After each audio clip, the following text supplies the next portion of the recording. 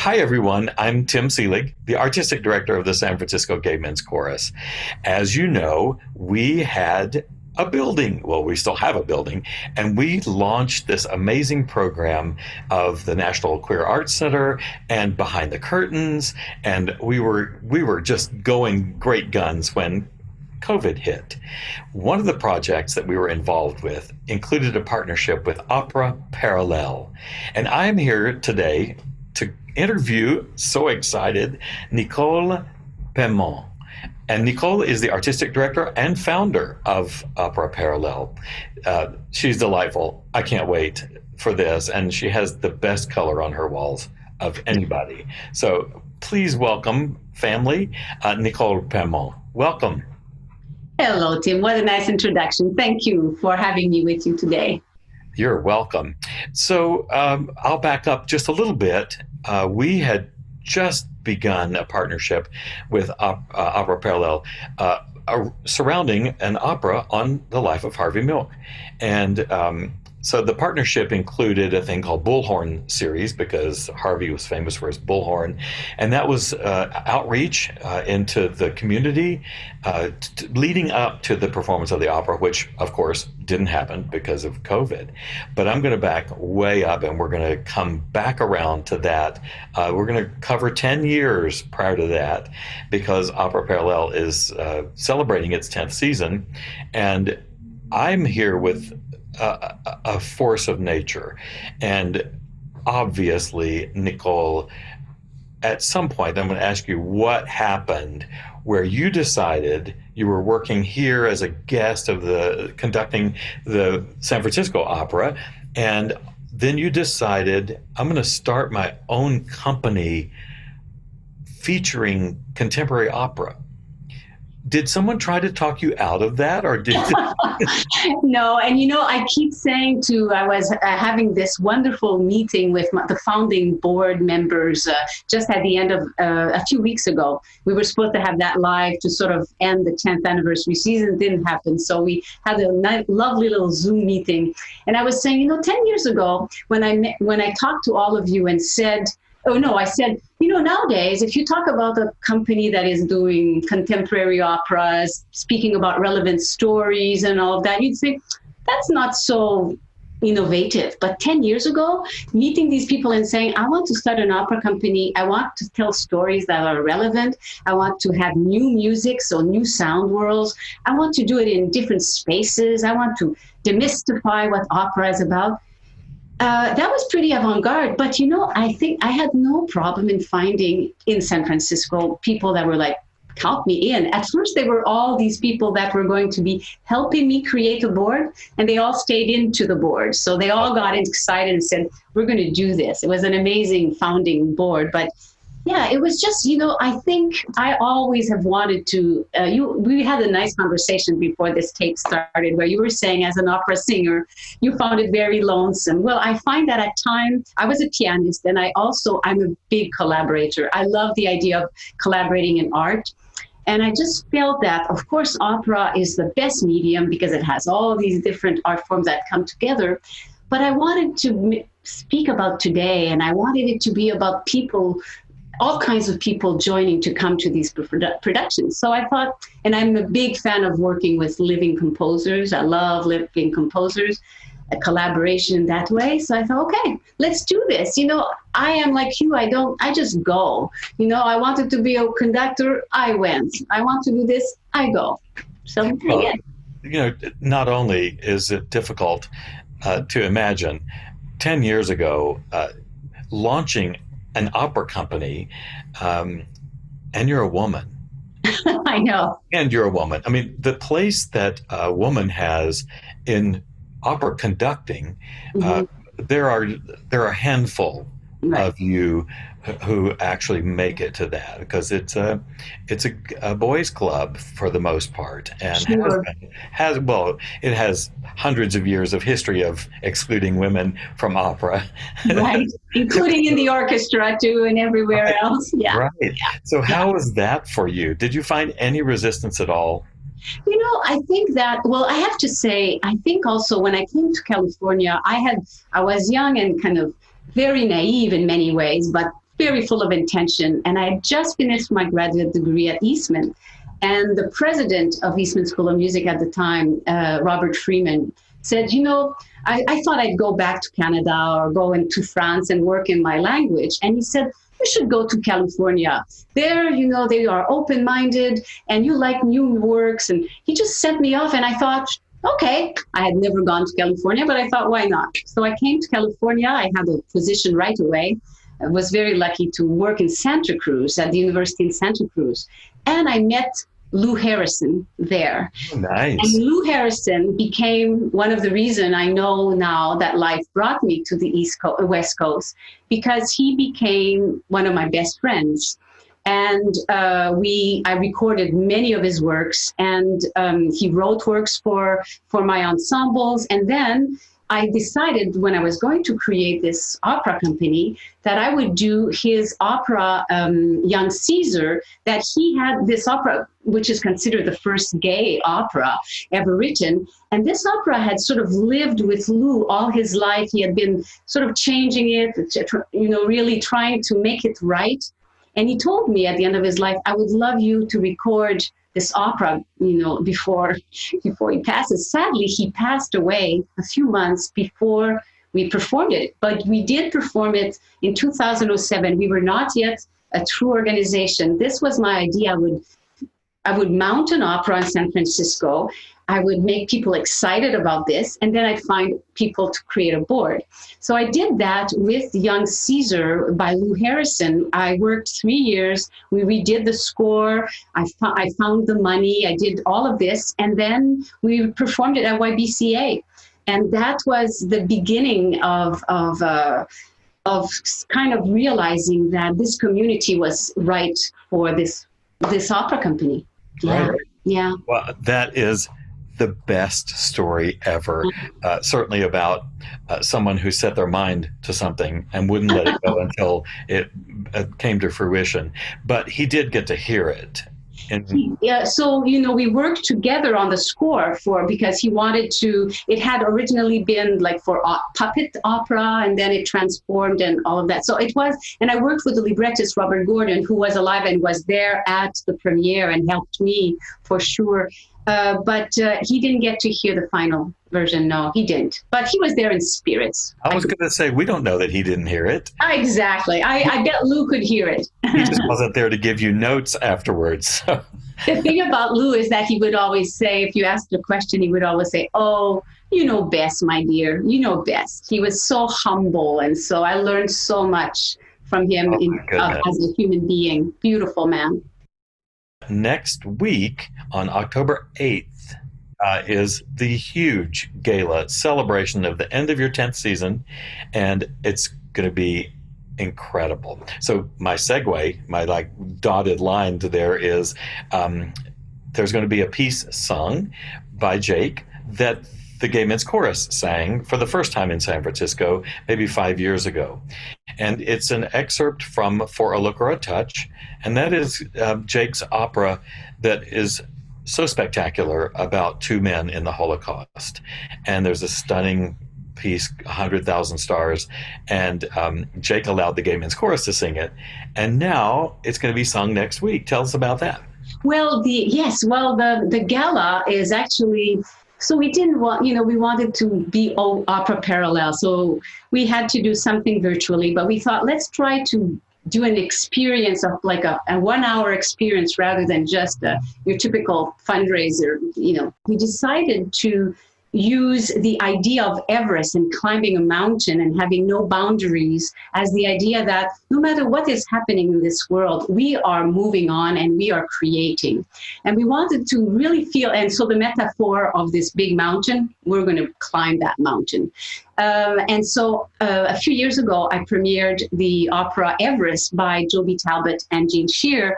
And it's a wonderful piece and a perfect piece, I think, to sort of create a mini opera story with it and create this what we are going to be premiering as a graphic novel opera. Now, I know I'm not answering your question about Jake. I'll come back. I haven't forgotten it. So we're doing this graphic novel opera, which basically is it's these illustrations, like a graphic novel that goes on telling the story, but at times it freezes into the character who sings an aria. And basically, there's this technology that is this, so I had to write it down, this emotional triggers that you put on the face of the singer, and they sing it, and we can analyze the movement and the expression of the singer, so that in the graphic opera, the picture of the singer, of the character, looks like the singer with the same emotion as you're hearing him sing. So it's kind of this experiment that we are trying to do. We had started kind of thinking about graphic novel as a tool at times to use in opera, perhaps in workshop, to have the graphic images behind. So this is like a second installation, and we actually have a third in mind that eventually we'll do. So that should be a very kind of interesting event in the center of it, and we'll even have a video on the making of, so people get to understand it. But when we were doing that, we were looking for an MC to sort of bring this event of No Boundaries together, and I thought of the singer Michael Mays, who's from Texas, another great singer who actually sang in Dead Man Walking. So he was Desrochers in Dead Man Walking, and has a relationship with Opera Parallele since then. So Michael also sang in the opera Everest, not in the premiere, but when I did it again a second time, and he was magnificent in that. So he has a tie with the opera that we are performing in the graphic opera. He has a tie with Jake, who is, you know, not only a friend, he's on an honorary board. Dead Man Walking was one of our favorite projects. And he's also a fantastic kind of MC. But we wanted him to sing something during the gala, and to sing it live, not pre-recorded, to really come and sing this. Yeah, we're taking a risk, but hey, this is what we do. At the gala, we're also honoring the Horizon Foundation, because when we were going to be doing Harvey Milk, we had the great support. They supported the production. They were our main sponsors. And they've been great friends of Opera Parallele, and they have actually moved their support to this year for us. So it's really helping us. So we really wanted to honor them.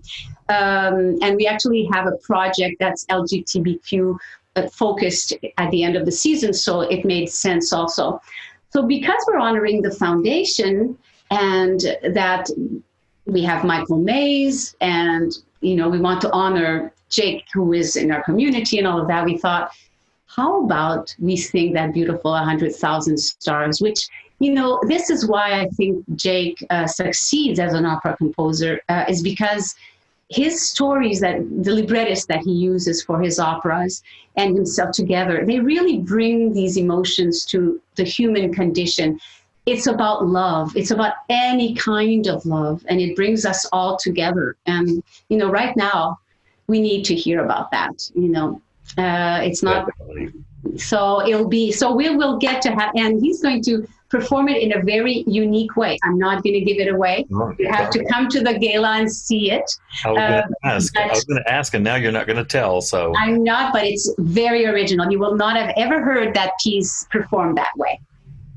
Okay, I'm excited. And you have a couple other stars. Mm-hmm.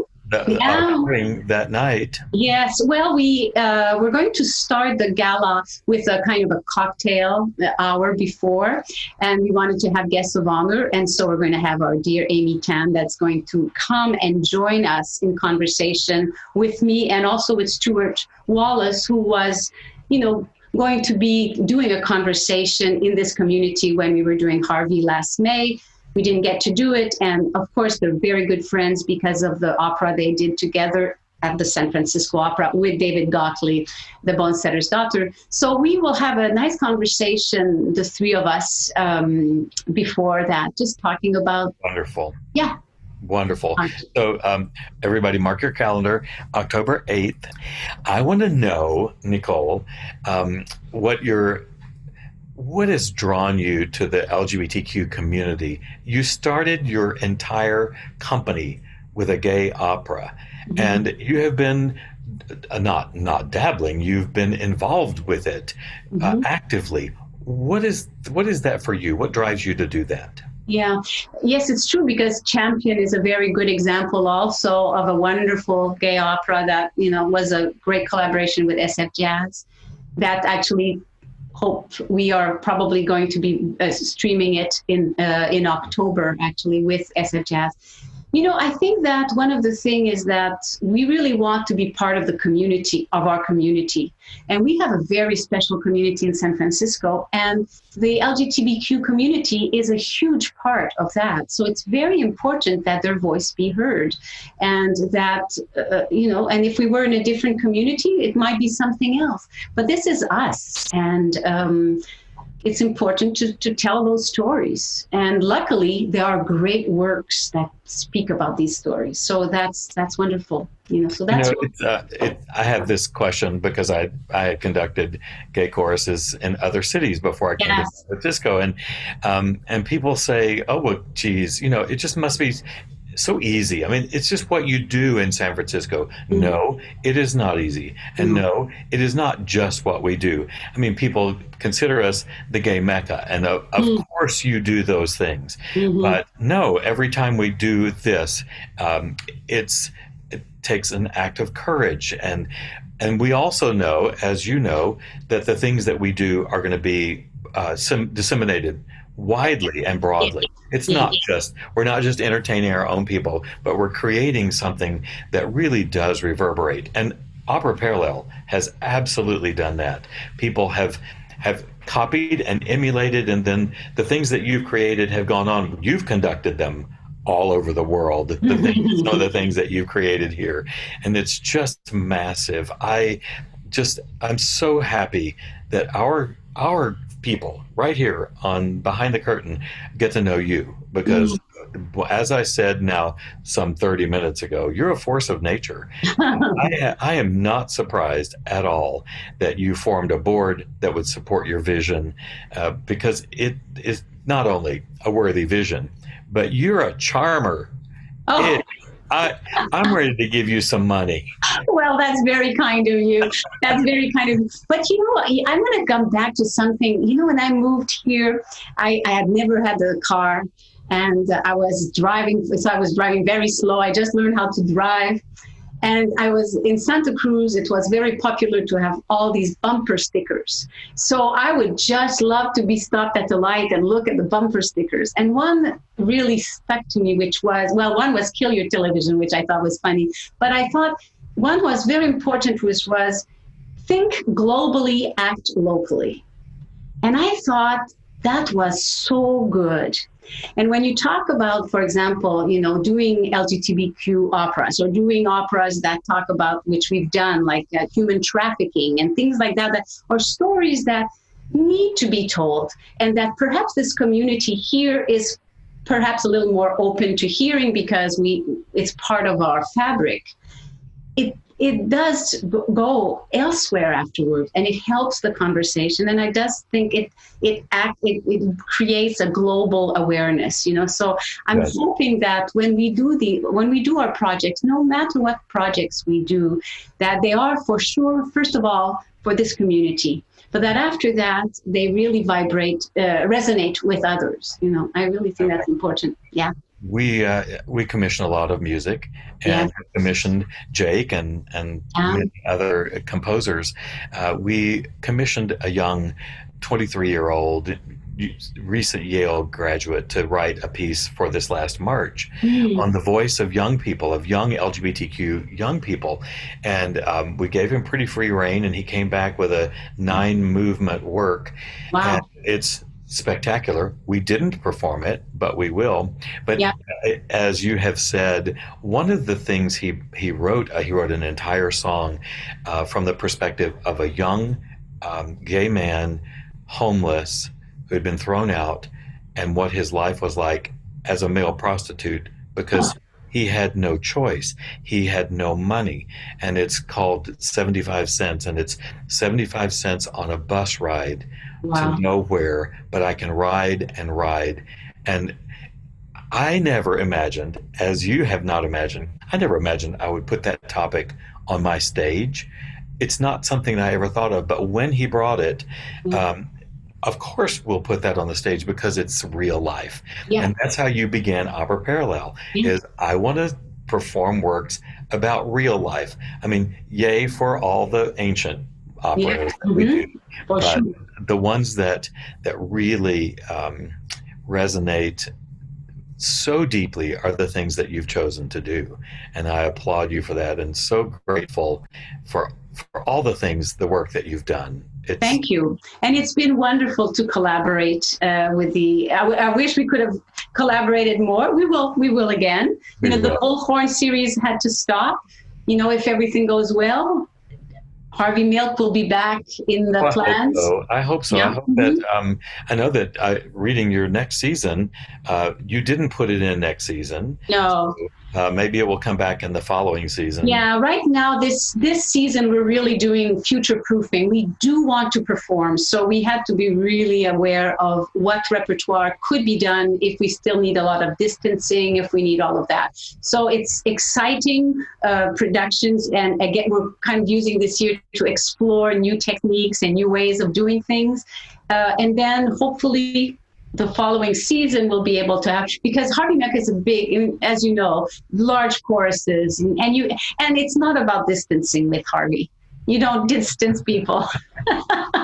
So we can't perform it that way. So, but we will do it. We will do it sometime. And that's the same way I feel about the work that we're going to premiere, that we will do it, but we can't do it. We just can't do it right now. Exactly. I want everyone watching. Well, now that you're in love with Nicole, go to Opera Parallele. Go to their website. It's just spectacular. The things that they're doing, the outreach that they do, it just pushing the envelope for all of us who are to follow in your footsteps. You're an inspiration. And thank you. I'm just so honored to be here with you today, and look forward to much more collaboration. The feeling is shared. Thank you. Thanks so much, Nicole. Thank you, Tim.